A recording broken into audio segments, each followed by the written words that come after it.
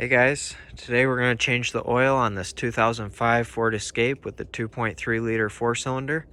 If this video is helpful, can you smash that thumbs up button and drop a comment down below for the algorithm? It really helps out a lot. First thing we're going to do is get under the passenger side and jack up the vehicle and use a jack stand. Okay, now we can slide under here and break loose the drain plug bolt, which is right here. It's a 13 millimeter. Have your catch pan ready. Take your plug out and drain the oil. When you're satisfied with how much oil has dripped out of there, you can put your drain plug back in.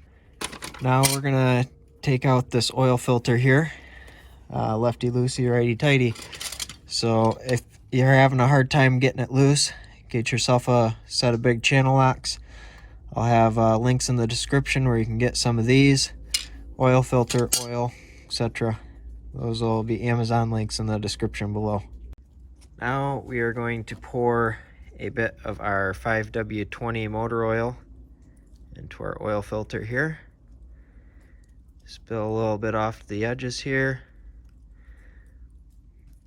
And then we're just going to take some of that oil and go right around that seal right there.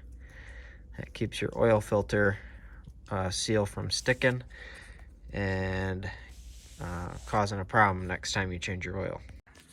Alright, now you're going to spin your new filter on here until it's about that tight, and then turn it another 3/4. I usually just get it hand tight. And then we are going to pull out our oil pan and lower our vehicle. Alright, now we're going to add 4.5 quarts of 5W20 motor oil right in here. And then once you've done that, start your car for, I don't know, 15-20 seconds. Let the oil circulate around, shut it off.